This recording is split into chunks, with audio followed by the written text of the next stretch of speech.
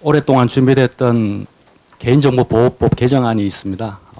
가명정보의 활용, 개인정보보호위원회의 위상 강화. 그 법이 지금 그 난항을 겪고 있고 아직까지 통과가 되고 있지 않습니다. 그래서 많은 기업인들의 우려가 있고 또한 제4차 산업혁명 등을 통한 다양한 산업적 기반의 여러 가지 서비스들이 이제 나오면서 개인정보 보호에 대한 우려도 굉장히 증가를 하고 있습니다. 이 두 가지를 어떻게 잘 조화를 이루어야지 대한민국의 미래가 창창할 텐데 그에 대한 학계, 정부, 민간, 소비자계의 굉장히 우려가 지금 많은 상황입니다. 이럴 때일수록 우리 모든 이해관계자들이 뜻을 모아서 데이터로 대변되는 미래, 데이터가 바로 21세기의 석유라고 하죠. 데이터를 통해서 대한민국이 한층 더 발전하는 그런 계기가 되어야 된다는 측면에서 모든 분들이 좀 노력을 해야 된다는 생각이 듭니다. 그리고 오늘도 그런 부분에서 조금 더 논란되었던 부분을 다시 한번 정리를 하고 의견들을 들어보기 위해서 이런 자리를 마련을 했습니다. 그래서 먼저 대한민국이 데이터 강국이 돼야 된다, 데이터 경제를 해야 된다, 늦었다, 빠르다, 데이터 경제를 하면은 개인정보 보호의 위기가 온다, 여러 가지 견해가 있는데 과연 데이터 경제가 무엇인지에 대해서 우리 김민호 교수님께서 한번 좀 말씀을 좀 해주셨으면 좋겠습니다. 예, 안녕하십니까. 제가 전공이 법학이고 법학 중에서도 특별히 이제 행정법, 물론 제가 개인정보법도 하기 때문에 지금 학회장도 하고 있습니다만은 제가 이 질문지를 사전에 받지 못해서 이제 날로 질문을 받은 겁니다. 근데 그 질문 자체도 굉장히 어려운 질문을 그냥 선방으로 딱 날리시는데요. 데이터 경제 얼마나 어려운 얘기입니까? 근데 우리가 솔직히 얘기해서 인류 역사가 태초에 인류가 경제 활동을 시작한 때부터 데이터를 기반으로 한 당연히 데이터를 기반으로 했죠. 우리가 농업혁명의 경우에도 언제 벼를 심고 언제 추수를 해야 되는지 이런 것들에 대한 데이터가 있었고 그다음에 제조업을 중심으로 하는 산업혁명 시대에도 이제는 수요와 공급이라는 시장과 데이터가 당연히 있었죠.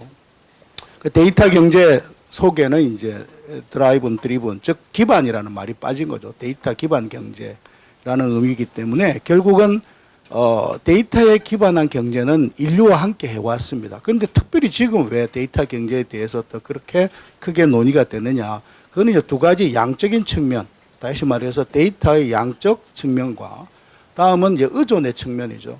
데이터에 어느 정도 의존하느냐에 관한 것인데, 경제라는 것은 결국 데이터에 의존할 수밖에 없지만은 지금의 상황과 앞으로 또 이제 그 4차 산업혁명의 기반 사회에서는 데이터의 양과 데이터에 대한 의존이 과거에는 상상할 수 없을 정도의 이제 어떤 범위 수준에 이를 것이다라는 것이죠. 그러면 여기서 이제 한 가지 차이점은 양과 의존의 수준의 차이가 과거와 완전히 다르다고 하면은 단적으로 얘기해서 데이터의 중요성이 이제 그만큼 커졌다는 것이죠. 데이터는 계속 중요해 왔습니다. 굉장히 중요해 왔지만은 지금의 그 중요도는 과거에 우리가 경험했던 중요도하고는 수준이 다른 정도의 중요하다라는 것이 이제 우리 자장께서 풀어나가시겠습니다만 아마 저한테 데이터 경제가 뭐냐라고 첫 번째 질문을 날리신 것이 이 의미, 데이터라는 것이 굉장히 중요하다. 그 중요도라는 것은 우리가 경험하지 못하고 상상하지 못할 정도로 중요하다. 그런데 그 데이터가 무엇 때문에 이제 우리가 논의하게 될 개인정보의 문제 때문에 지금 막혀 있다. 아마 그런 문제를 풀어가시기 위해서 첫 번째 질문을 던지신 게 아닌가 생각이 됩니다. 이상 이 정도 답하겠습니다. 예, 김 교수님께서 좋은 부분을 잘 지적을 해주신 것 같습니다. 결국 데이터라는 부분은 미래가 되면서 산업이 발전하면서 굉장히 많이 쌓이게 되고 옛날에도 데이터는 쌓여왔지만은 그것을 현실적으로 분석하고 가공하고 상품이나 서비스로 만드는 기술이 없었는데 지금 그것이 가능하게 된 것 같습니다. 다만 그걸 갖다가 실제적으로 시장에서 어떻게 하고 산업에서 어떻게 만들지에 대한 과제는 여러 남아 있는데 작년 8월에 문재인 대통령도 데이터를 통해서 새로운 산업과 새로운 시장을 만들겠다고 선언을 한 부분이 있습니다. 그런 부분들이 어느 정도 지켜지고 있는 것인지 우리 산업계 쪽에서 오신 이진규 이사님께 조금 한번 마이크를 한번 넘기고자 합니다. 예, 방금 전에 말씀을 해주신 부분에 대해서 직접적으로 현재 산업계에서 이런 변화가 있었다라고 말씀을 드리기는 참 어려울 것 같습니다. 왜냐하면은 데이터 중심 경제에 대한 약속을 하신 이후에 후속 조치가 진행이 되기 위해서는 관련된 법 개정이 좀 우선 선행이 되어야 되는데 그런 부분에 대한 진행이 현재 좀 난망한 상황이기 때문에 뭐 어떤 변화가 있었느냐라고 하면은 굉장히 큰 이상이 생겼고 저렇게 되면 우리도 좀 따라잡아서 같이 글로벌 동향 정도는 맞춰 나갈 수 있지 않을까라는 생각을 잠시 좀 이렇게 품었는데 지금 와서는 뭐 오늘 아침에도 이제 방금 전에 이렇게 토론을 개시하기 전에 현재 국회 상황에 대해서 잠깐 담소를 나눴는데 지금 상황이라면은 법 개정을 좀 낙관하기 어려운 그런 상황이 되다 보니까 이것도 이렇게 잠깐 가졌던 꿈과 희망이 또 접히는 거 아닌가라는 생각을 갖게 됐습니다. 저희가 특별히 좀 많이 생각을 하게 되는 게 해외에서 여러 가지 기업들이 좀 긍정적으로 생각할 수 있는 동향이 몇 가지가 있었습니다. 뭐 너무나도 많이 얘기가 됐고 잘 아시는 내용이겠지만 일본에서 익명가공 정보에 대한 개념을 도입을 하면서 데이터를 활용할 수 있는 길을 크게 열어준 사안도 있었고요. 유럽에서 전 세계에서 가장 강력한 개인정보보호법이라고 하는 GDPR이 본격적으로 적용이 됐지만 사실상 그 내용을 들여다보니까 개인정보 보호를 절반으로 두고 나머지 한 절반 정도는 유럽 영내에서의 개인정보의 자유로운 흐름을 보장하고 개인정보를 사용할 수 있는 법적 근거를 크게 좀 확장함으로써 개인정보 활용에 대한 지평을 넓혀준 그런 부분도 있습니다. 그러다 보니까 글로벌 동향을 좀 어느 정도 우리가 이렇게 맞춰나가면은 잘 되지 않을까. 우리도 저런 앞선 사례가 있으니까 저거를 좀 따라가는 그런 정도로 입장을 만들어 보면은 좋지 않을까라고 생각을 가졌지만 현재 논의가 되고 있는 상황은 좀 그렇지 못하고 있는 것 같기 때문에 다시 한번 좀 분발해가지고 좀 좋은 방향으로 논의가 재점화되면은 좋지 않을까라는 개인적인 희망을 가지고 있습니다. 예, 이진규 이사님께서는 대통령이 작년에 8월 달에 데이터 산업 육성을 말씀하셨지만은 산업 현장에서는 전혀 지금 느끼지 못하고 있다는 말씀이고 개인정보 보호법 개정안도 전혀 통과되고 있지 않아서 산업계는 굉장히 곤혹스럽다는 말씀을 좀 해주셨습니다. 예, 유준호 대표님 하실 말씀 있으면 잠깐 관련해서 좀 해주시죠. 예, 저도 아직 많이 더딘 상황이라고 생각하고 있습니다. 이미 해외 여러 서비스인 구글이라든지 아마존이라든지 페이스북, 우버, 넷플릭스 같은 경우에는 지금까지 축적된 데이터들을 활용함으로써 소비자들에게 맞춤형 서비스를 제공하고 있지만 아직 국내의 서비스들은 아직 그런 경쟁력을 가지기에는 턱없이 부족한 것이 현실이고요. 더 나아가서 이런 것들이 결국에는 그 단순한 경쟁력 악화 또는 국가 경쟁력 악화라는 걸 넘어서서 결국에 이런 데이터 주권 자체가 해외로 넘어가는 이런 문제점들이 발생하고 있고 데이터 시장 규모만 하더라도 이미 내년에는 240조 원에 이를 만큼 빠르게 성장하고 있는데 반해서 우리나라는 아직까지 그에 대해서 좀 준비가 부족한 것이 아닌가. 그리고 이런 부족함이 결국에는 소비자들이 더 좋은 서비스를 사용하지 못하는 데 기인한다는 면에서 저는 그 위기가 더 심각하다라고 생각하고 있습니다. 예, 산업계에 계신 두 분께서는 현재 데이터에 대한 활용할 수 있는 기틀이 전혀 안 돼 있어서 굉장히 곤혹스럽다는 말씀을 또 해주셨습니다. 정지현 총장님께 좀 여쭤보면은 사실 데이터라는 부분이 데이터 산업이 육성이 되고 새로운 상품과 서비스가 많이 나오면은 그게 소비자의 편익을 획기적으로 증진한다는 측면에서는 굉장히 긍정적이겠지만은 또 그 데이터에는 또 상당히 소중한 소비자의 정보가 또 들어있는 부분도 있어서 시민단체나 시민활동 하시는 부분에 있어서는 굉장히 조금 갈등적인 요소가 분명히 좀 있을 것 같습니다. 이 부분에 대해서 총장님 어떻게 생각하시는지 약간 해결 방법이 있는지 그럼도 좀 말씀해 주시면 좋을 것 같습니다. 네, 안녕하세요. 저는 한국소비자연맹 정지연입니다. 개인정보와 관련한 활동들을 저는 이제 연대를 통해서 그 시민사회 단체들과 같이 하고 있는데요. 저는 이제 기본적으로는 기술의 발전이 소비자의 후생을 증진하는 방향으로 이제 가야 한다는 이제 생각을 갖고 있고, 그 비즈니스 하시는 이제 분들은 사실 시민사회 단체들이 개인정보와 관련해서 조금 발목을 잡고 있다라는 그런 말씀을 사실 굉장히 많이 해주시는 것 같습니다. 그래서 저희가 사실 이제 그런 부분에 있어서의 고민을 조금 많이 하고 있고요. 근데 이제 그럼에도 이 정부가 뭐 산업계에서도 불만의 목소리가 있지만 이제 그 소비자 시민사회 그 단체 입장에서도 정부의 지금 개인정보와 관련한 지금 방침에 대해 사실 굉장히 많은 불만을 조금 갖고 있는 상황이고요. 지금 그 어쨌든 개인정보 저희가 사실은 소비자 입장에서는 그동안 많은 그런 뭐 카드 사태라든지 뭐 홈플러스라든지 여러 가지 이제 사태들을 보면서 개인정보의 침해가 가져올 수 있는 그런 여러 가지 피해와 문제점들을 굉장히 몸소 많이 느꼈기 때문에 소비자의 입장에서 데이터에 활용해서 나타날 수 있는 그런 침해의 문제라든지 이런 문제들을 사실 우려하지 않을 수 없거든요. 근데 그럼에도 지금 그런 활용에만 사실 너무 지나치게 방점을 두고 있는 게 아닌가. 기업 간에 그런 개인정보를 판매하고 공유하는 부분에 있어서 좀 허용하고 이런 것들, 그다음에 여러 가지 그 뭐 이후에도 말씀을 이제 나누겠지만 여러 가지 우려하는 그런 부분들에 있어서 저희가 조금 걱정스러운 부분들이 사실 있는 게 지금 사실인 것 같습니다. 예, 청장님께서는 데이터 산업 육성이 굉장히 요긴한 부분은 인정하시지만은 혹시 이 과정에서 통제되지 않은 개인정보가 판매되거나 하는 동 통해서 국민이나 소비자의 이익을 또 침해하는 결과가 나오진 않는가 이런 데 우려가 있을 것 같습니다. 그런 부분들은 정부와 그리고 민간이 힘을 합쳐서 또 해결해야 될 부분인 것 같기는 합니다. 예. 그리고 조금 전에 그 이진규 이사님이 GDPR 말씀을 해주셨는데 유럽의 경우에는 GDPR이 단순하게 개인정보 보호만을 위해서 나온 것이 아니고 유럽 시장을 하나의 싱글 마켓으로 만들어서 유럽이 미국과 맞설 수 있는 데이터 산업의 획기적인 기지를 만드는 그런 측면도 있다는 말씀을 같이 해주신 것 같습니다.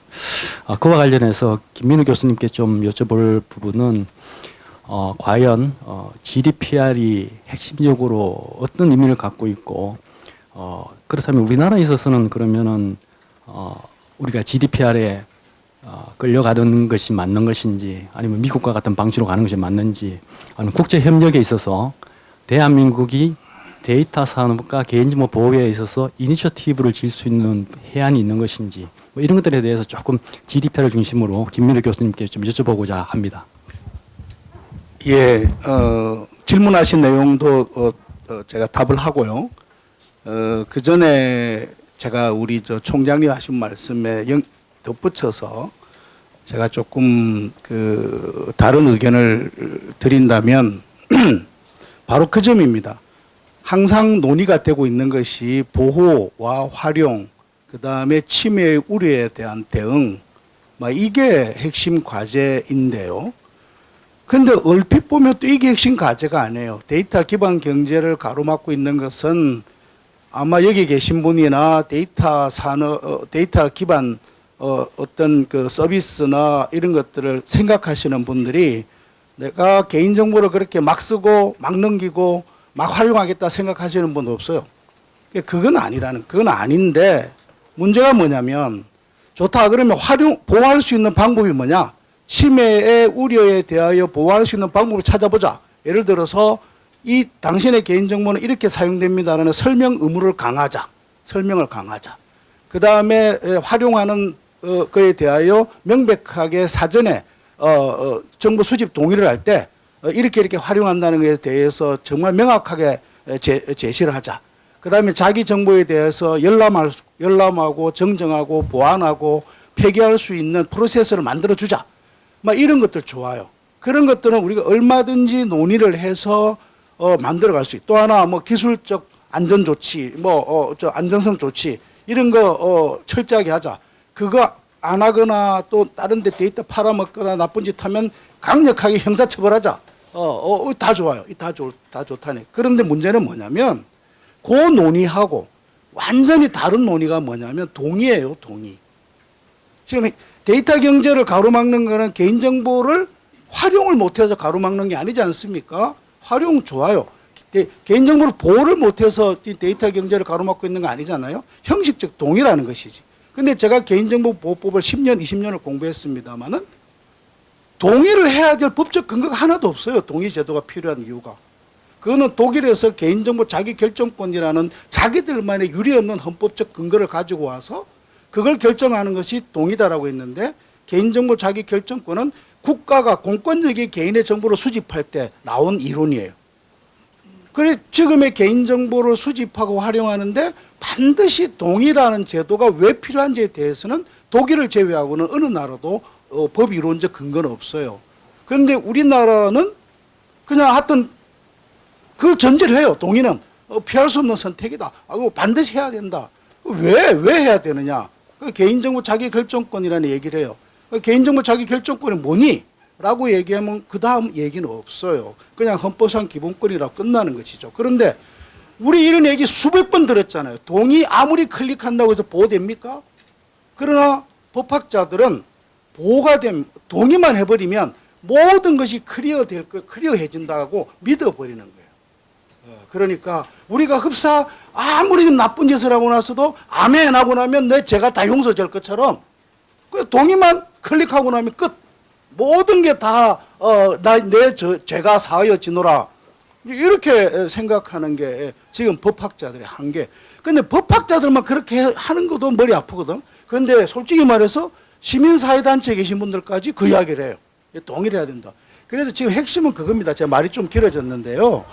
GDPR의 기본적인 정신도 잘 아시지 않습니까? 영내에서 자유로운 데이터 이동이고, 그래서 거기에서도 독일이 주도적으로 동의하기 때문에 GDPR을 자세히 보시면은 동의를 피해갈 수 있는, 동의를 완화할 수 있는 제도들을 자꾸 만들어 둔 거죠. 그런데 우리의 경우에는 지금 수집 동의, 제3자 동의, 목적의 이용 동의, 뭐 이런 모든 민감정보 동의, 주민번호 동의, 이런 동의를 계속 만들어가고 있기 때문에 핵심적인 부분 나누어서 이야기하자는 겁니다.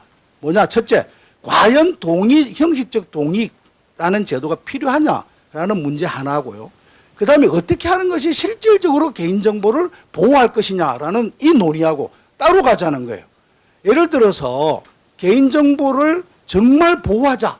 그런 침해 우려에 대해서 보호하자. 좋습니다. 저는 어떤 시민사회단체보다 제가 더 거기에 대해서는 많은 대안을 제시할 자신이 있어요.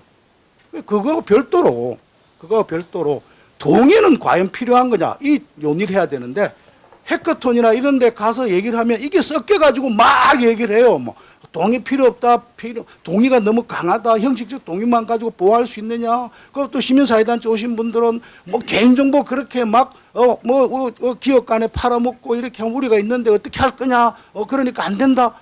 아니다. 뭐 기업이 뭐 설마 개인정보를 팔아먹겠냐. 뭐 이런 얘기 막 하다 보면은 1박 2일, 2박 3일을 해도 결국은 나중에 또 우리 긴 호흡을 가지고 생각합시다. 언제 긴 호흡을 할 여유가 없잖아요. 긴 호흡 하다 보면 지금 죽을 것 같은데, 그래, 지금 그런 상황이라는 거죠. 제가 말이 길어졌습니다만은, 우리가, 이런 논의를 했으면 좋겠어요. 이걸 트랙을 두 개로 나눠가지고, 첫째, 과연 형식적 동의라는 것이 왜 필요하냐?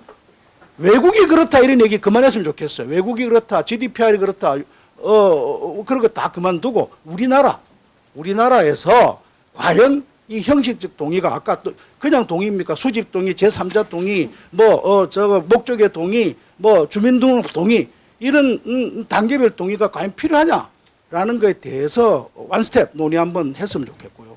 그 다음에 넥스트 투 스텝은 좋다. 우리가 개인정보 침해 가능성에 대하여 어떻게 보호하는 방법이 있을까에 대한 논의 이렇게 좀 했으면 좋겠다는 생각이 듭니다. 예, 죄송합니다. 제가 너무 흥분한 것 같습니다. 예, 아마 정재현 총장님께서 또 하실 말씀 있으실 것 같은데 잠깐만 이제 좀 기다려 주시고요.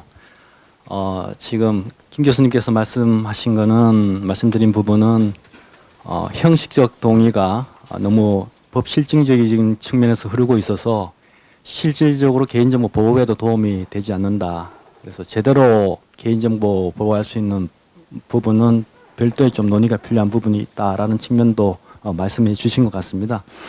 정재현 총장님 좀 하실 말씀 있을 건데 조금 기다려 주시고요. GDPR 부분에 대해서 조금만 더 말씀을 나누기로 하겠습니다. 두 분 이제 이사님과 대표님께 좀 여쭤볼 텐데요.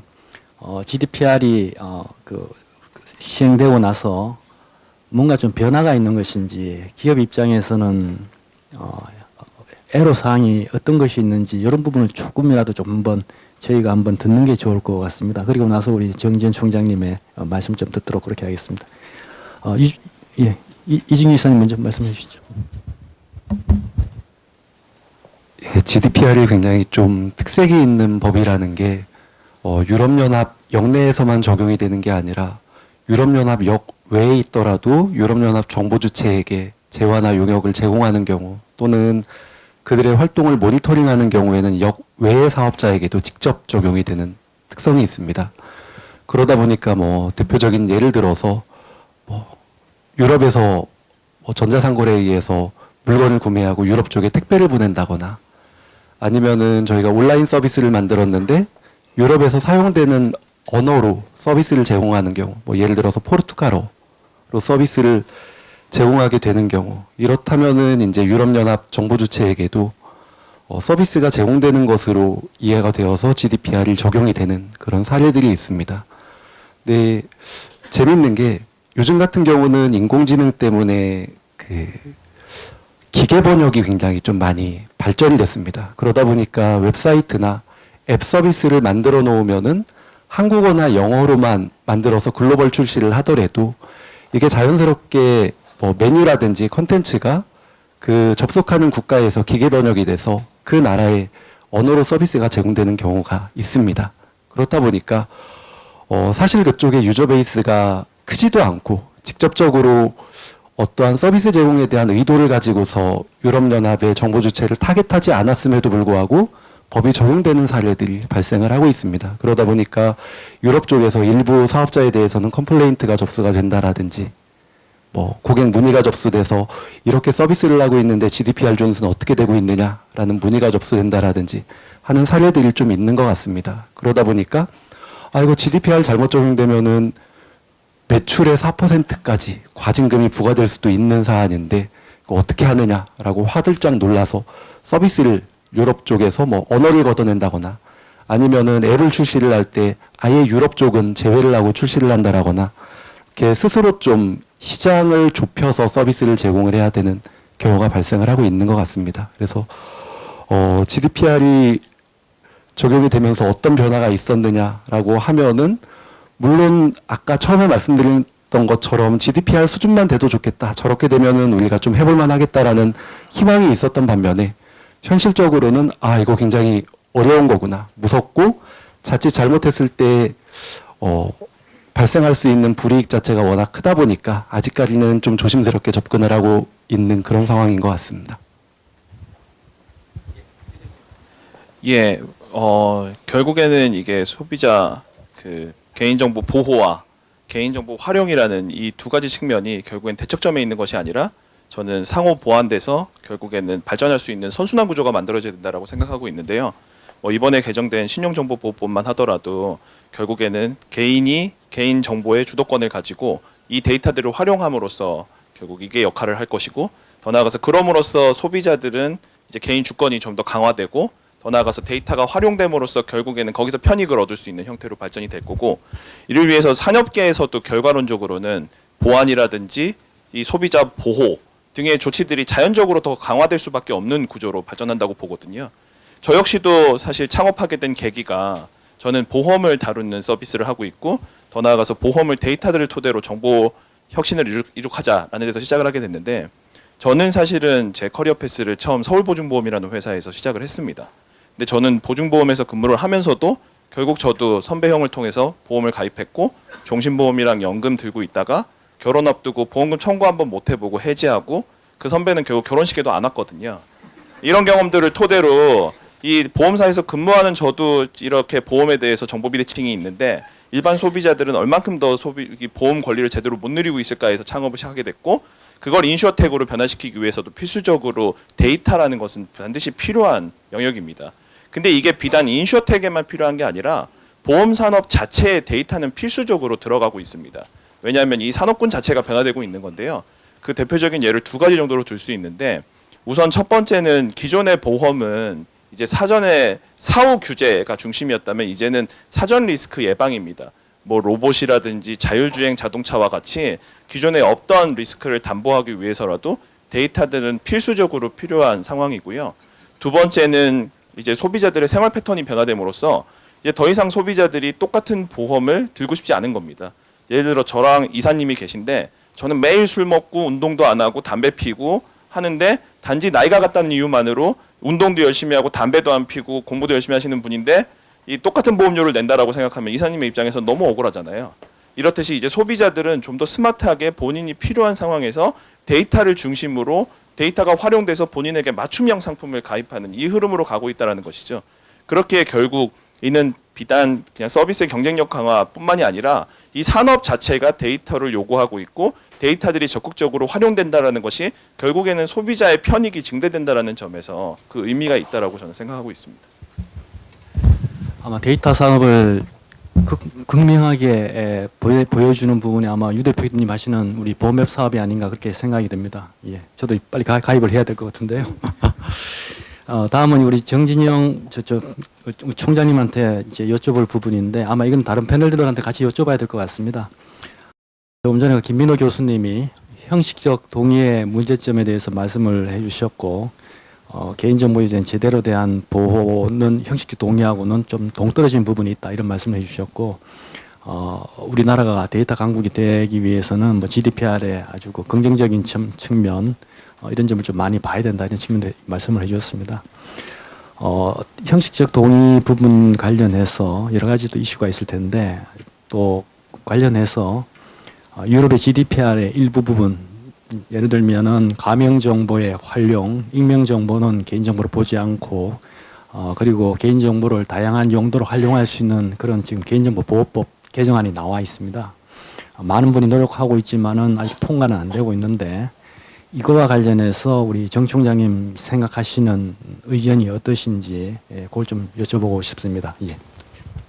네, 아까 그 말씀하셨던 이제 그 동의와 관련해서는 사실 이제 저도 고민스러운 부분이 많이 있기는 한데 사실 이제 소비자 입장에서는 내 정보가 어떻게 활용되는지를 아는 거는 저는 굉장히 중요하다고 생각이 되거든요. 그래서 그 권리 주체의 그런 그 권리라든지 어쨌든 그 자기 책임이라든지 그런 부분에 있어서의 그 부분들이 사실은 이제 굉장히 중요하다고 생각을 하는데 사실 지금은 개인정보 사실 이제 동의만능주의가 갖고 있는 그런 한계라든지 문제점에 대해서는 아마 뭐 다 인식을 하실 것 같은데 그렇다면 아니 저희가 그 앱의 접근 권한에 대한 한번 조사를 해보니까 어떤 앱은 사실 45개의 접근 권한에 동의를 하도록 해서 동의하지 않으면 서비스 자체가 이용이 되지 못하는 그런 경우들도 있거든요. 그래서 이게 소비자 이런 부분들이 저는 어쨌든 뭐가 먼저인지는 모르겠지만 그 어쨌든 법 제도의 그런 그 한계에서 오는 부분들도 있는 것 같거든요. 그래서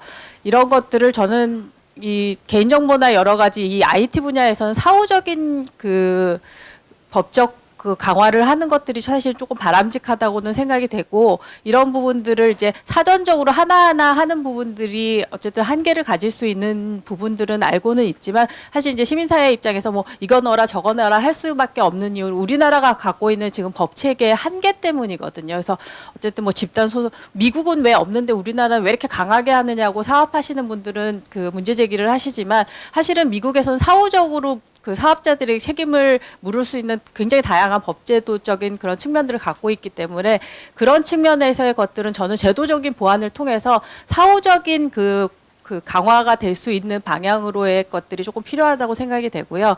그 개인정보 보호법과 관련해서는 제가 아까 지나치게 활용에 있어서의 좀 문제점들, 그다음에 그런 보호나 이런 것들이 좀 부족하다는 말씀을 드렸고 개인정보 보호위원회에 저희는 위상이 좀 강화돼야 된다는 입장이거든요. 그리고 어쨌든 좀 독립성도 조금 강화되어야 사후적인 그런 나타날 수 있는 여러 가지 문제점 같은 것들이 좀 해결될 수 있을 거라고 뭐 그 안에서의 개인정보보호위원회의 좀 문제점들도 드러나고는 있지만 기본적으로 독립성은 좀 강화해야 된다는 입장이고 신용과 관련해서 지금 금융위원회에서 갖고 있는 부분에 대해서는 저는 그 금융위원회에서의 부분들도 일정 부분 떼내서 그 개인정보보호위원회로 좀 가야 된다는 저희 입장이거든요. 그래서 그런 측면에서의 것들, 그다음에 개인정보의 자기 책임, 그 개인정보 그 자기 권리의 그 부분에 있어서의 것들이 어쨌든 소비자의 자기결정권이 조금 강화돼야 된다는 측면, 내 정보가 어떻게 활용되는지에 대해서 저는 적어도 소비자는 알아야 된다는 입장이거든요. 그래서 그런 측면에서의 방향으로 가야 된다고 생각을 합니다. 예, 정 총장님께서는 개인정보 규제기관인 개인정보보호위원회의 위상이 강화돼야 되고 역할도 강화돼야 된다는 말씀을 해주셨고요.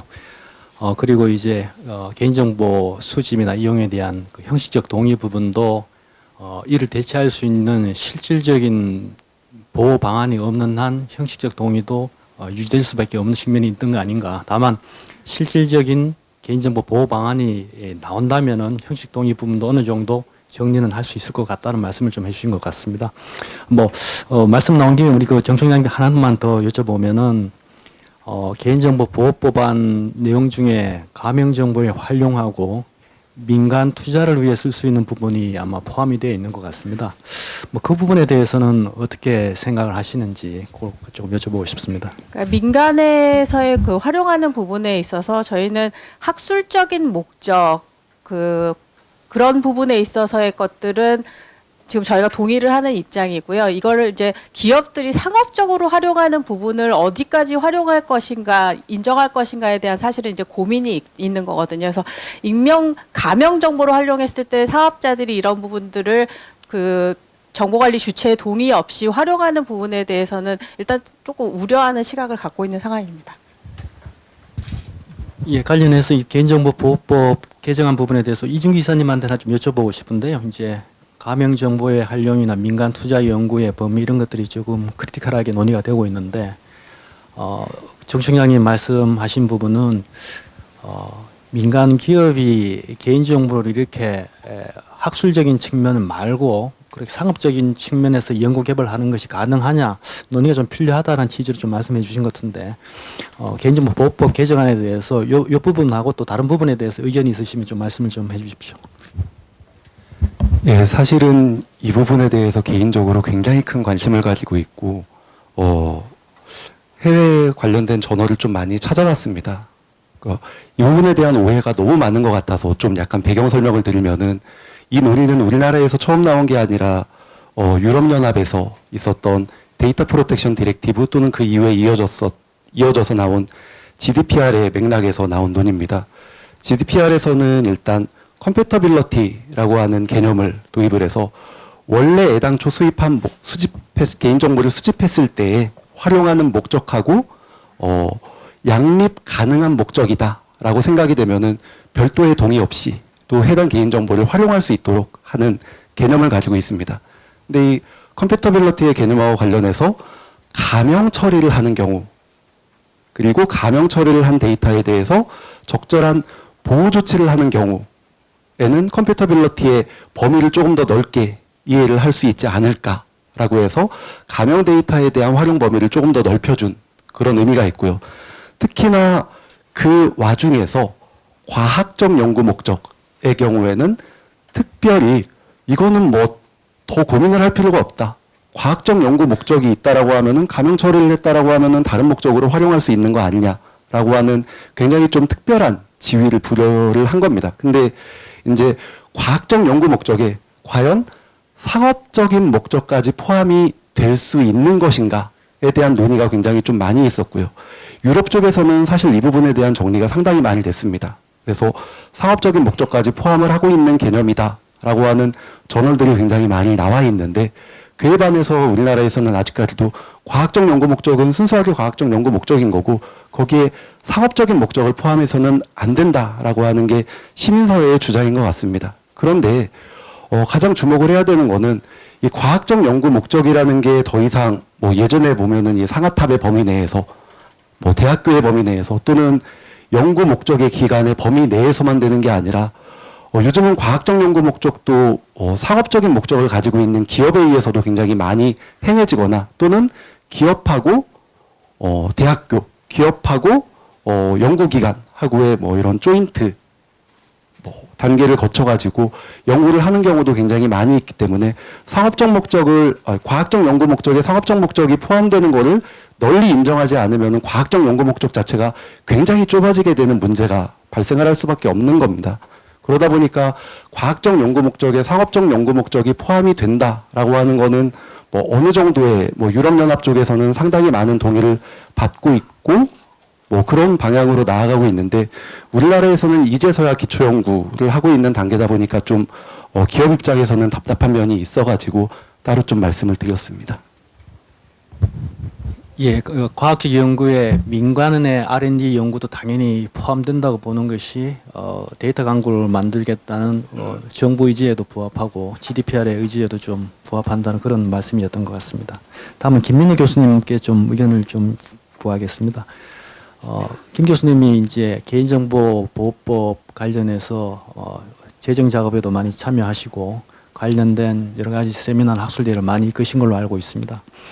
이 개인정보보호법에 좀 크리티컬하게 좀 우리가 살펴봐야 되거나 이게 향후에 어떻게 돼야 된다는지 의견이 있으면 좀 말씀을 해주시면 좋을 것 같습니다. 예, 사실은 저희 학회에서 이번 개인정보보호법을 조속히 통과해 달라는, 물론 마음에는 안 듭니다. 저희 수준에서는 이거는 좀 아직도 문제가 많이 있지만은 그래도 우선은 한술밥에 배부를 수 없기 때문에 우선은 빨리 통과를 해달라는 취지의 책자를 만들어서 법사위원회와 행정안전위원회와 정무위원회 이런 데를 다 이제 의원님들을 다 찾아다니면서 설득도 하고 이렇게 했습니다만은 지금 잘 한번 생각을 해보시면 방금 우리 자장께서 질문하셨던 가명정보도 생각해보면 굳이 가명정보라는 개념을 왜 만들어냈겠습니까? 결국은 동의라는 산을 넘지 못하기 때문에 그 우회적 수단으로서 가명정보라는 개념을 만들어가지고 동의 없이도 좀 쓸 수 있는 영역을 만들어 보자라는 측면에서 출발한 거예요. 결국은 다시 깔때기로 돌아오면 형식적 동의의 문제인데 한번 질문을 드리고 싶은 게 오늘 저희가 이제 이 토론회 끝나면 수당을 주실 텐데요. 수당 줄 때 보면은 제가 이름, 소속, 주민번호, 주소, 그 다음에 사인을 해요. 그리고 그 위에 무슨 동의를 2개 하게 돼 있을 겁니다. 하나는 정보 수집 동의, 하나는 주민등록식별 동의하게 되는데 제가 동의에 체크를 안 했어요. 예를 들어서. 근데 밑에 제가 이름과 주민번호와 사인까지 했어요. 이거 동의 있는 겁니까? 없는 겁니까? 그러면 이 동의 있는 거예요? 없는 거예요? 우리가 은행에서 대출을 받을 때 보면 주민번호, 주소, 사인 엄청나게 많이 해요. 그런데 앞에 보면 그 은행원이 동의하라고 동그랑땡이 다 치주지 않습니까? 그게 동의 안 했어요. 그럼 그 동의 없는 겁니까? 그 말은 무슨 얘기냐면 동의라는 것은 법학적 의미에서 동의라는 것은 어그리한다는 거예요. 동의한다. 그러면 그 동의의 방법에 대해서는 유럽, 미국, 전 세계 어느 나라도 동의를 어떻게 해야 된다라고 동의 방법론까지 규정한 바가 없어요. 한 번도 지금까지. 그렇다고 하면 우리가 논의를 통해서 시민사회단체든 법학이든 아니면 뭐 이해관계자든 또는 기업이든 우리가 해커톤에서 해야 되는 건 바로 그런 거예요. 동의는 그러면 우리가 동의에는 법학에서 동의에서는 묵시적 동의라는 것도 있어요. 포괄적 동의라는 것도 있어요. 실질적 동의라는 것도 있어요. 사후 동의라는 것도 있어요. 동의의 방법은 수백 가지가 있을 수 있습니다. 거기에 대해서 논의한 바가 있느냐는 거죠. 우리는 논의를 못합니다. 한 발자국도 못합니다. 그냥 형식적 동의, 체크. 경기를 일으킬 정도로 체크가 중요하다는 거예요. 지금 우리의 핵심적인 개념은. 그래서 여기에 대한 논의를 저는 해야 된다. 그래서 이제 질문에 답을 하면 이번 개인정보보호법안에 있어서도 역시 문제점은 가명정보의 사용 범위, 허용 범위에 대해서 엄청난 논란의 불씨를 남겨놨다는 것. 그냥 애매하게 만들어놨죠. 우선은 애매하게 되어 있다는 점. 그 다음에 두 번째는 역시 동의에 관하여 동의의 방법론에 대하여 고민이 없었다라는 점. 이 점은 여전히 문제점이라고 생각을 합니다. 예, 오늘 김 교수님이 동의에 관해서 아주 집중적으로 말씀을 좀 해주셨습니다. 다음은 이제 시간이 많지는 않은데 우리 그 유준호 대표님께 조금 여쭤보고 싶은 게 있습니다. 이 개인정보 관련해서 특히 또 이렇게 보험앱 입장에서는 신용정보법도 굉장히 중요할 것 같은데 최근에 금융위원회에서 뭐 마이데이터 사업이라든지 몇 가지 이제 숨통을 열어주는 그런 활동을 하고 있는 걸로 알고 있습니다. 거기에 따라서 지금 업계에서는 좀 그야말로 국민들이 보기에 보험앱과 같은 이런 새로운 형태의 아이디어 모델들이 지금 많이 나오고 있는 것인지 그 관련된 산업계에서는 어느 정도 뭔가 이렇게 국민들 눈에 보기에 뭔가 일어나고 있다라고 볼 수 있는 현상이 있는 것인지에 대해서 좀 간략하게 한번 소개해 주시면 좋을 것 같습니다. 예. 예, 우선 금융위에서 추진하고 있는 마이데이터 사업이 저희 핀테크 업체에게 있어서는 굉장히 지금 뭐 주요하게 워킹하고 있다라고 저는 생각하고 있습니다. 즉 소비자들이 아까도 말씀드렸다시피 자기 주도권을 가지고 그들이 기존의 보험사들이 예를 들자면 가지고 있던 고객들의 정보는 사실 그 결국에 그 주권은 고객에게 귀속돼야 되는데 기존에는 그 모든 것들이 보험사로 귀속돼 있기 때문에 보험사들은 그 고객의 데이터를 가지고 마음껏 활용하면서 결국 고객들은 알지 못하는 이런 문제점들이 있었거든요. 결국 그런 것들을 해결하기 위한 서비스들이 바로 저희와 같은 이제 핀테크, 인슈어테크 업체들인 거고요.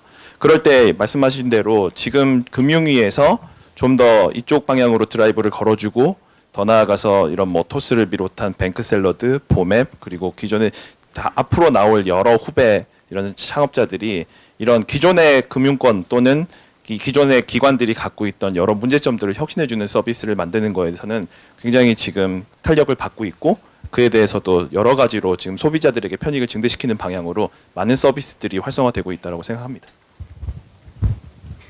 예, 유 대표님 말씀해 주셨는데 뭐 어떤 공무원분이 저번에 한번 말씀하시더라고요. 우리가 이렇게 열심히 해서 개인정보법을 열어주고 신용정보법을 열어주고 정보통신보안법을 열어줬을 때 시장이 하나도 움직이지 않으면 어떻게 하지? 뭐 이런 고민들이 있었는데 유 대표님 말씀을 들어보니까 규제가 혁신되면은 분명히 새로운 산업과 시장은 열린다 이걸 알 수 있을 것 같습니다. 이제 다음은 이제 마지막으로 이제 우리 여쭤볼 부분인데요. 네 분한테 공히 여쭤보겠습니다. 이건 간략하게만 좀 말씀해 주십시오. 먼저 우리 정 총장님한테 여쭤보려고 합니다. 오늘 자리는 사실 이제 데이터 산업 활성화와 개인정보, 신용정보에 관한 부분인데 총장님은 여쭤보고 싶은 거는 시민단체 입장에서는 이제 개인정보의 안전한 보호가 담보된 상태에서의 개인정보 활용 이게 원칙일 것 같습니다.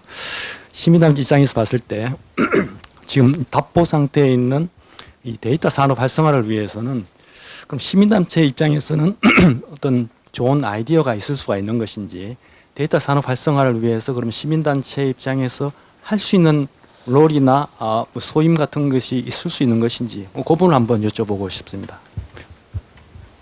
어려운 질문입니다. 일단은 이 개인정보 이슈와 관련해서 가장 먼저 좀 해결해야 될 과제 신뢰를 회복하는 것 같습니다. 그러니까 지금 교수님께서는 동의와 관련한 문제점을 계속 주셨는데 사실 이제 목적 내에서 활용하라고 해도 목적을 넘어서서 활용하기 때문에 문제가 생긴 거고 그런 부분에 있어서 상호 약정한 것들을 동의를 지금 하는 이유는 상호 약정한 부분을 지키지 않았을 때 그런 부분들을 이제 문제 제기할 수 있는 그런 근거를 마련하는 거라고 생각이 되거든요. 그런 측면에서 저는 어쨌든 법적 체계나 이런 아까 말씀드렸던 우리나라가 갖고 있는 제도적인 법적 한계를 지금 할 수 없으면 최소한의 안전장치는 일단 조금 필요하다라는 입장이고 그런 신뢰를 회복하기 위해서 어쨌든 저는 사업자들 스스로 그런 자율 규제 같은 것들도 강화하고 그런 여러 가지 저는 노력들이 같이 좀 선행돼서 시장에서 소비자들로부터 어쨌든 신뢰가 회복됐을 때 그리고 뭐 그런 법제도적인 부분들이 오히려 뒤로 갈 수도 있겠지만 그런 부분들이 사실 같이 맞물려야겠지만 그렇게 됐을 때 저는 이제 뭐 저희 안에서도 그런 사실 뭐 데이터 경제에 있어서 정보를 활용하는 부분들은 굉장히 중요한 부분이고 그런 것들이 말씀드린 대로 저는 소비자 후생으로 그 증진될 수 있는 측면이기 때문에 이런 그 뭐 법제도적인 그 강화도 필요할 것 같고 그와 함께 어쨌든 기업들 스스로 이런 부분들을 그 자율 규제 같은 것들을 좀 강화를 하는 것들이 지금은 소비자의 신뢰를 조금 회복할 수 있는 가장 빠른 길이 아닌가라는 생각을 갖고 있습니다. 예, 총장님 아주 중요한 말씀 해주신 것 같습니다. 국민의 신뢰를 얻는다면은 이 형식적 동의라든지 이런 복잡한 규제가 과연 있을 필요가 있겠냐? 국민을 믿게 해달라 그런 취지의 말씀을 해주신 것 같습니다. 다음은 그 이진규 이사님 그리고 유준호 대표님 순으로 여쭤볼 부분인데 이 마지막 질문입니다. 우리나라 데이터 산업을 활성화하기 위해서 진짜 제거해야 될 하나의 허들이 있다면은 그것이 무엇이다 이렇게 한번 말씀해 주실 게 있는지 먼저 이진규 이사님한테 여쭤보고 그 다음은 유준호 대표님 말씀해 주시면 좋을 것 같습니다. 너무 많은데 한 가지만 말씀을 하라고 하니까 갑자기 좀 머리가 좀 멈춰서는 기분입니다.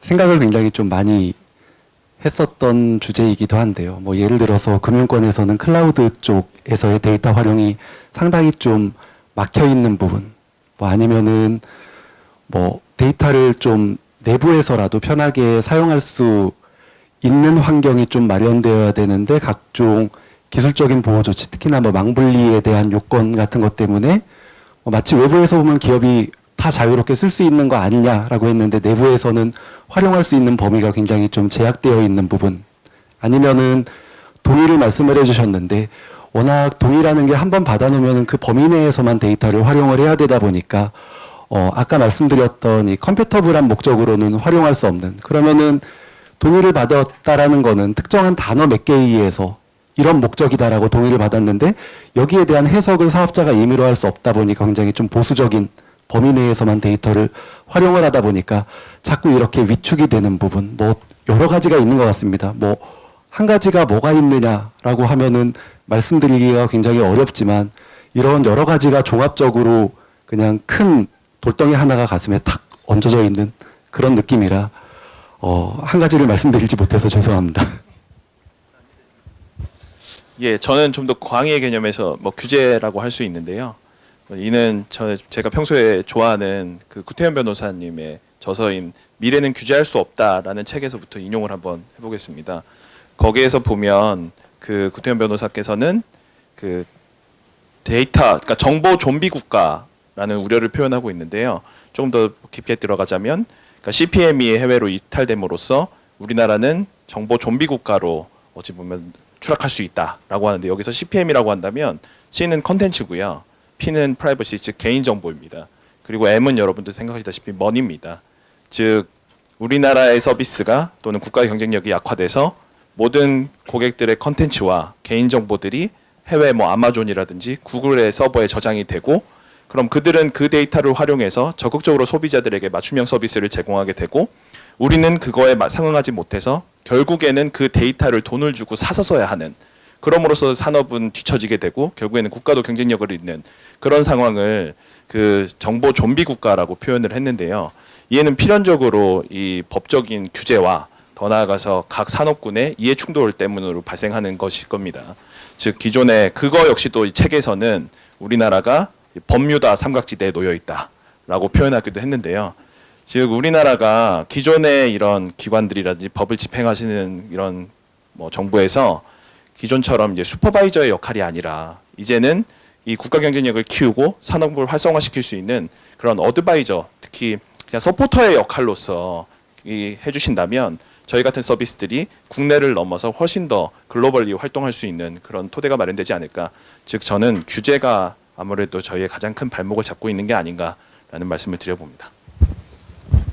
예, 규제가 문제다라는 지적을 해주신 것 같습니다. 아마 또 어떤 공무원분이 책을 쓸지는 모르겠습니다. 규제는 규제할 수 없다라는 책을.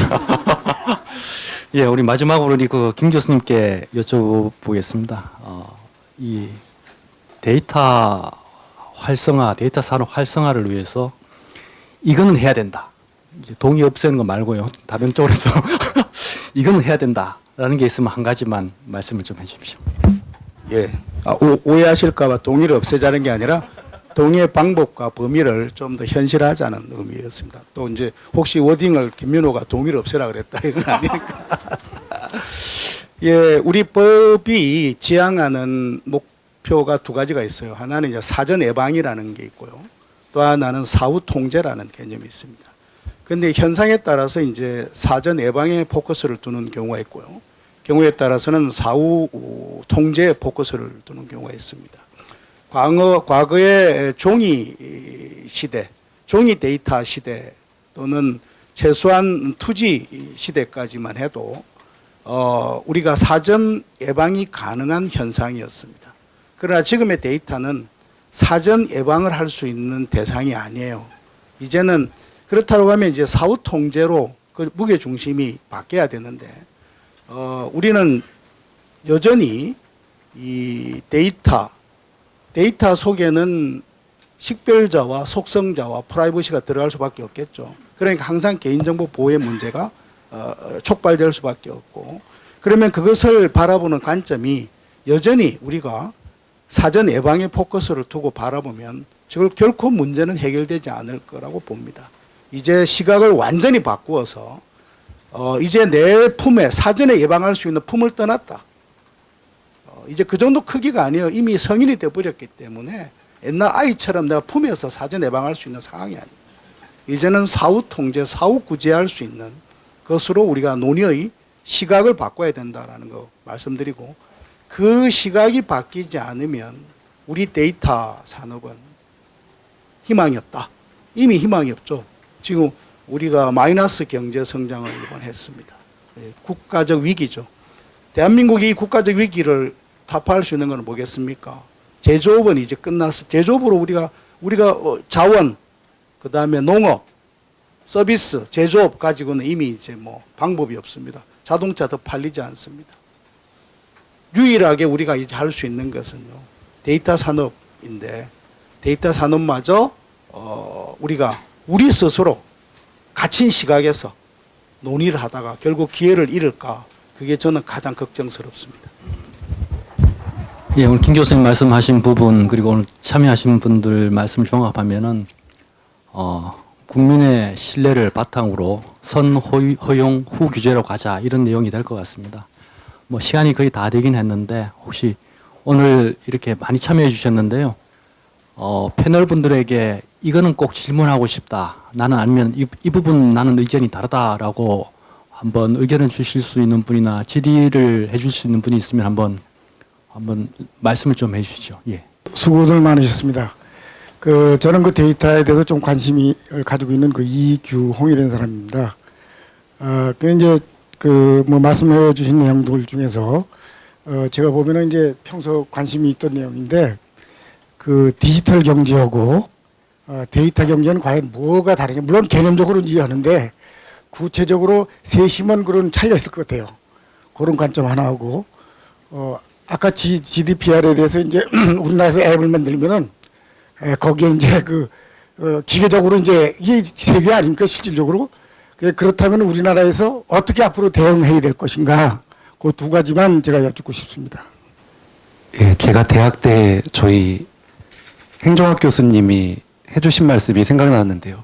특정한 개념에 대한 정의를 내릴 수 있으면 너는 박사다 라고 해주셨는데, 방금 디지털 경제하고 데이터 경제에 대해서 말씀을 주셨는데, 그냥 워딩으로만 생각을 해보면은 당연히 데이터 경제는 디지털 경제의 하위 개념인 것으로 이해가 됩니다. 디지털 경제라고 하는 경우는 이전에 있었던 아날로그에 있었던 모든 정보까지도 다 디지타이징해서, 그러니까 0과 1이라고 하는 기계가 좀 이해할 수 있는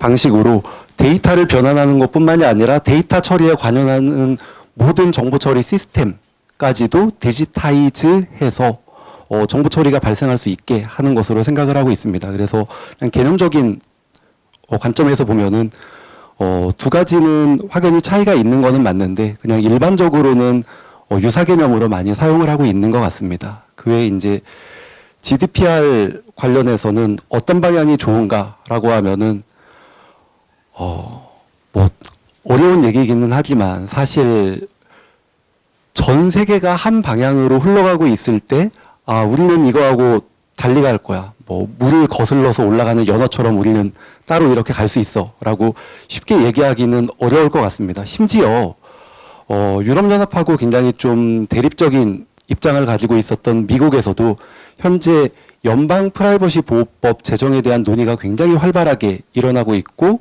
그 내용으로는 주된 뭔가 좀 따라잡아야 될 모델로는 GDPR 얘기가 굉장히 많이 나오고 있습니다. 그러다 보니까 GDPR에 있는 핵심적인 내용을 받아들여서 우리가 만든 서비스라든지 뭐 우리가 만든 제품이 글로벌에서도 만들어서 통용이 될 수 있는, 저희는 뭐 산업계에서는 글로벌 원빌드라는 표현을 종종 쓰고 합니다. 글로벌 원빌드로 나아가기 위해서는 어느 정도의 글로벌에서 통용될 수 있는 법제와의 호환성이 굉장히 중요하기 때문에 어느 정도는 받아들여야 되지만 그렇다고 해서 마냥 모든 거를 다 그냥 추종할 수는 없을 것 같고요. 우리나라에 특수한 사정이 있다. 방금 정 총장님께서 말씀을 해주신 것처럼 아직까지 좀 신뢰가 부족한 부분도 있고 그런 부분에 있어서는 우리가 조금 더 엑스트라한 규제가 필요한 부분이 있다라고 하면은 그런 부분은 충분히 받아들여서 고려를 해야 되지 않을까라는 생각은 가지고 있습니다. 네, 안녕하세요. 저는 GD넷 코리아의 백봉삼 기자라고 합니다. 두 가지 질문이 있는데요. 일단 그 사용자로서 일단 질문을 좀 네이버 이사님이랑 그 김민호 교수님한테 드리고 싶은 건데요. 그 제가 네이버 클라우드 서비스에 어떤 사진이나 이제 동영상을 저장해 놓고 필요할 때마다 이제 쓰고 있었는데 4월부터 이제 네이버가 그 추가적인 동의를 받고 이용을 가능하게끔 하더라고요. 뭐 구글 포토라든지 이제 애플 사진처럼 그 사진 데이터를 좀 활용하려는 차원에서 이제 받고 계신데, 근데 문제는 이제 동의를 하면 기존에 제가 올려놨던 사진에 접근할 수 없게끔 이제 그렇게 조치를 해 놓으셨는데 이게 이용자 관점에서는 결국 이제 동의를 강제하는 거죠. 그래서 그렇지 않으면 기존에 올려놨던 제 사진이고 저의 저장 공간이라고 생각을 했던 곳을 아예 접근조차 못하는 이런 문제들이 발생하는데 이런 문제들이 이제 비단 네이버뿐만이 아니라 여러 가지 이제 서비스에서 일어나고 있는데 이런 거는 이제 어떻게 좀 봐야 될까? 이것도 어떻게 보면 이제 형식적 동의를 통해서 사용자한테 이제 강제를 하고 있는데 아까 전에 이제 김민호 교수님은 이제 이런 방법론적 이제 고민을 이제 해야 된다라고 말씀하셨는데 어떻게 좀 풀어야 되나라는 좀 질문을 드리고 싶고요.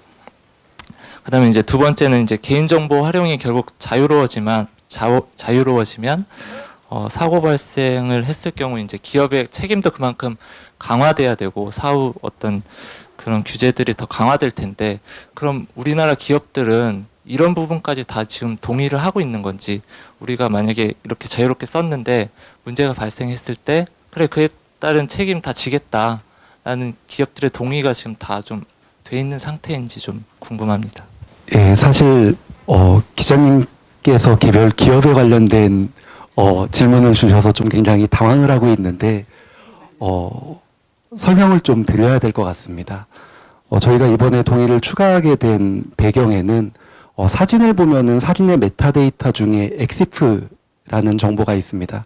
엑시프에는 뭐 사진을 촬영한 시간이라든지 뭐 조리개가 얼마나 많이 열렸는지 이런 노출의 정도라든지 이런 메타데이터들이 굉장히 많이 들어있는데 그런 메타데이터 중에 하나가 GPS 좌표 정보도 들어있습니다. 그러다 보니까 사진에 들어있었던 GPS 좌표에 기반을 해서 이거는 어디에서 찍었던 사진이야 라고 하면은 그 사진을 이렇게 모아주는 거. 그래서 아마 구글 포토 같은 서비스들 많이 이용해 보신 경험이 있으시면은 나는 그냥 서비스에 진입만 했을 뿐인데 내가 언제 어디에서 찍은 사진들이 다 모여서 보여지고 또는 특정한 사람들하고 같이 찍은 사진들이 모여서 보여지고 이런 부가적인 기능들을 굉장히 좀 편리하게 사용을 해보셨을 것 같습니다. 네, 저희도 그와 동일한 수준의 서비스를 좀 제공을 하기 위해서 메타데이터에 들어있는 GPS 정보에 좀 접근을 해서 이거는 어느 위치에서 찍었던 사진이니까 다 모아서 보여줄까요? 뭐 예를 들어서 제주도에서 찍은 사진이라고 하면은 제주도에서 찍은 사진들만 한 번에 좀 모아보고 싶은데 예전에는 이거를 다 날짜별로 일일이 사람이 들여다보고 사진을 하나하나 모아서만 가능을 했었다라고 하면은 얘는 역시 이제 이전에 활용하지 못했었던 데이터를 활용을 해서 이용자들한테 편의를 좀 더 제공을 해드리기 위해서 하는 겁니다.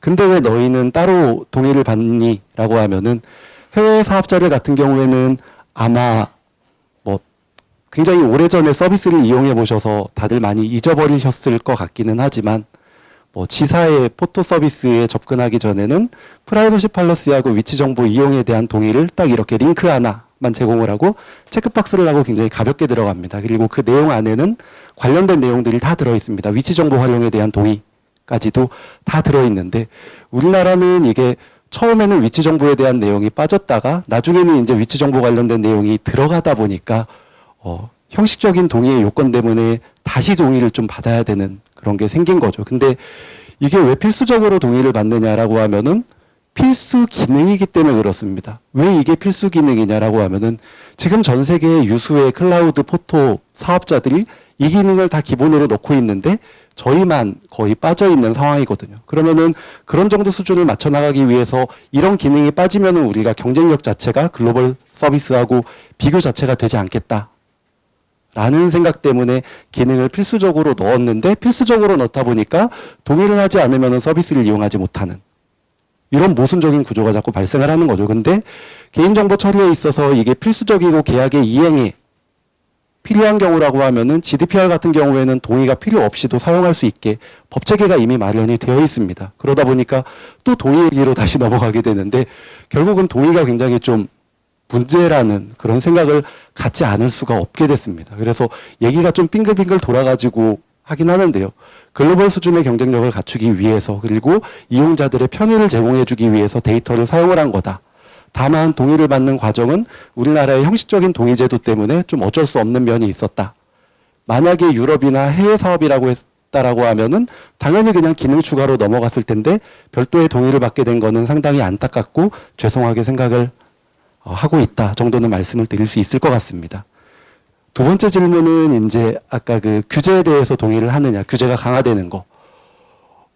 우리나라 규제가 저는 지금 현재 약하다고 생각하지 않습니다. 예를 들어서 개인정보 관련된 위반 사항이 발생했을 때 매출액의 최대 3%까지도 부과를 할 수 있게 되어 있고 유럽 같은 경우는 사안의 중대성 등등 한 8가지 정도의 판단 기준이 있어서 벌금을 굉장히 낮출 수 있습니다. 이번에 프랑스의 감독기관은 큰일 구글의 법 위반 사항에 대해 가지고 800억 정도의 과징금을 부과했는데 실제로는 그게 한 0.05% 정도의 매출 금액에밖에 해당이 되지 않습니다. 근데 우리나라 같은 경우는 이렇게 사정을 고려해 가지고 많이 깎아주지 않거든요. 그냥 무조건 정해진 정액 금액대로 거의 비율 맞춰서 한 번에 쾅 부과를 합니다. 그러다 보니까 과징금의 규모라든지 뭐 이런 사정을 좀 고려하는 면에 있어서는 우리나라의 규제가 훨씬 더 강하다고 생각을 하는데 자꾸 약하다라고 말씀을 해주시면은 좀 당혹스럽기는 하고요. 그 외에 이제 최근에 페이스북이 광고에서 개인정보, 그러니까 친구의 이름 같은 거를 무단으로 너의 친구가 이런 광고에 관심 있는데 너도 이 광고 보지 않을래? 라고 예전 방식으로 광고를 했었던 거에 대해서 최근에 단체 소송 하나가 좀 합의가 이루어졌죠. 합의가 이루어지면서 세틀먼트, 보상금이 나왔는데 이 보상금의 95% 이상이 일반 프라이버시 관련된 단체나 아니면은 소송에 참여한 변호사들한테 갔습니다. 정보 주체한테 간 거는 한 5% 내외 정도밖에 되지 않다 보니까 실제로 그분들이 받게 되는 돈이 10불 이하라는 뉴스를 본 적이 있습니다. 미국에서는 굉장히 강력한 규제를 가지고 있고 사후적으로 잘 대응을 하고 있다라고 하는데 정보 주체들의 피해는 어떻게 보상이 되고 있는가라고 하는 이런 판결 사례를 보면은 실질적으로 정보 주체가 보상을 받지 못하는 체계가 되어 있다라는 면에 대한 반성도 굉장히 크게 있습니다. 근데 우리나라 같은 경우는 뭐 세배 보상제 아니면은 뭐 법정 보상 같은 것도 굉장히 가능한 구조로 되어 있기 때문에 정보 주체가 직접적인 보상을 받을 수 있는 제도가 마련이 되어 있거든요. 그래서 우리나라의 규제가 약하냐라고 하는 주장에 대해서는 저는 개인적으로는 동의를 하지 못하고요. 앞으로도 규제가 강화되는 거에 대해서 동의를 하느냐라고 하면은 현재 규제의 수준에 대한 재평가를 한 다음에 그래도 모자라다라고 생각해서 강화를 한다라고 하면은 거기에 대해서는 어떻게든 회사를 설득해서 동의를 해야 된다라고 생각을 하고 있습니다. 이상입니다. 예, 저 방금 이사님 말씀하신 거에 간단하게 첨언을 좀 드리자면 이거는 첫 번째 질문하신 분과 기자님의 질문과도 어찌 보면 일맥상통하는 부분이 있는데요. 저희 서비스를 운영하면서 사실 굉장히 어려운 부분 중에 하나가 뭐냐면 이 보험으로 제가 좀 더 집중해서 말씀드리자면 뭐 단순 여행자 보험을 든다고 했을 때 저희가 개인 인증을 2번을 받습니다. 그러니까 소비자들 입장에서는 해외에서는 여행자 보험 들기 위해서 뭐 개인 인증은 필요 없을 뿐더러 단순히 스와이프 하나로도 보험 가입이 가능한 시대인데 이는 왜 그러냐 하면은 보험사들이 그렇게 요구를 하거든요. 그리고 보험사의 논리는 왜 그러냐? 결국 개인정보 유출이 일어났을 때 그 책임은 모두 보험사가 져야 되는데 너희에게 어떻게 열어주느냐? 이걸로 귀결될 수밖에 없습니다. 근데 그거에서 저희가 자유로울 수 있냐라고 한다면 지금 우리나라 현행법상 이 보험사와 저희가 협업을 하지 않는 이상 저희 스스로 뭔가를 할 수 없는 상황이기 때문에 그들이 요구하는 대로 지켜줘야 될 수밖에 없거든요. 그게 처음에 말씀하셨던 질문자님의 말씀처럼 그게 우리 서비스의 경쟁력을 굉장히 악화시키고 보험사들의 입장에서는 더더욱 신뢰할 수 없기 때문에 굉장히 높은 수준의 보안을 요구해서 저희는 뭐 금융사에서 요구하는 모든 보안 규정 말씀하신 대로 망분리부터 해서 모든 것들을 갖췄지만 소비자들이 판단할 때는 얘네들은 스타트업이니까 보안은 굉장히 뒷전에 있을 거야 라고 해서 오히려 보안에 대한 경각심은 더 의심을 받는 상황인데 그 안에서 프로세스조차도 보험사에서 요구하는 프로세스는 훨씬 더 까다롭게 만들어지는 상황이라는 겁니다. 저희가 그런 면에서 좀 더 서비스를 잘 만들고 잘 활용할 수 있는 상황이 되더라도 기자님께서 말씀하셨던 것처럼 저희 역시도 보안에 대한 책임이 분명히 질 수 있는 상황으로 오히려 저희가 동일선상에서 같이 시작했으면 좋겠다라는 말씀을 드리고 싶고요. 그런 면에서도 좀 더 그렇기 때문에 저희는 고객 친화적으로 서비스들을 좀 더 다양하게 만들 수 있어야지만 저희가 경쟁력을 얻고 이것이 결국 글로벌 경쟁력으로 확대될 수 있다라는 말씀을 드리고 싶습니다. 예, 저는 송주섭이라고 합니다. 저 방금 질문하신 분하고 좀 비슷한 맥락으로 질문 드리는데요. 제가 좀 확실히 좀 배우고 공부하고 싶은 취지로 말씀드리겠습니다. 김민호 교수님께서 그 자기 결정권과 동의 제도에 대한 법적 근거가 없을 수 있다는 취지로 말씀해 주신 걸 제가 이해하는데요. 그렇게 말씀하시면서도 동의제 자체에 대해서는 부정하는 것은 아니다 이런 취지로 말씀하셨고요. 그러시면 혹시 이제 제시하시는 동의의 방식이나 이런 것들 어떠하신지 좀 궁금하고요.